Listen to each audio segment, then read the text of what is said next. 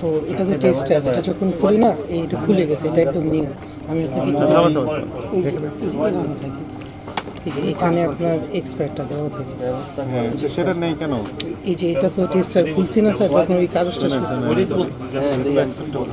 জি sir, যে এটা উঠে গেছে ব্যবহার করে করে ময়লা পড়ে গেছে, এখন তো মেয়াদ থাকবে, সেই অংশ উঠে ফেলেছেন। উঠে ফেললেন কখন মানুষ উঠে ফেলে? আমরা আমাদের অথরিটি আমাদের ডিজি স্যারের কাছে আমরা একটা রিপোর্ট দেবো, লিখিত রিপোর্ট দেবো যে এরকম অরাজকতা অবস্থায় বিরাজ করছে। এই যে প্রাইস গান মেশিন, যেই দোকানে যাচ্ছে সেখানে প্রাইস গান মেশিন পাওয়া যাচ্ছে, তারা নিজেরাই প্রাইস লাগিয়ে দিচ্ছে।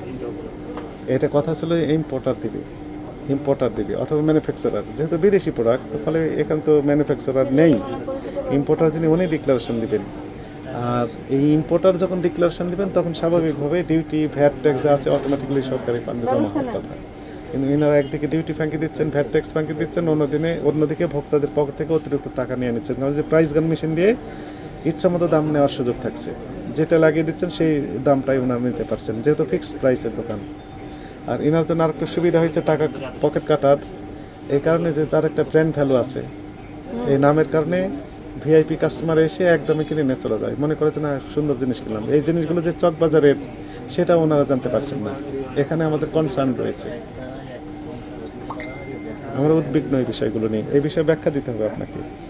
ব্যাখ্যায় সন্তোষজনক জবাব যদি না দিতে পারেন তাহলে আপনার এই অংশটুকু বন্ধ থাকবে। হ্যাঁ, এগুলো বিক্রি করতে পারবেন না, সেটা আমরা পরে রায় দেব।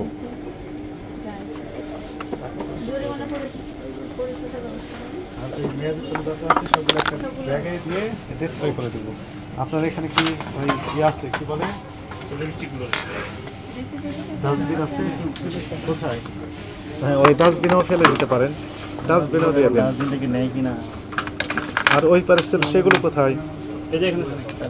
আচ্ছা, ওখানেও নেন, নিয়ে আমরা আমাদের ডাস্টবিন, এগুলো তো মেয়াদিত্ব না মেয়াদ আছে? আপনি কি দেখেছেন? এইটা হচ্ছে আমি বলি, এটা আমাদের পুরোটা কভার করা থাকে পলি দিয়ে,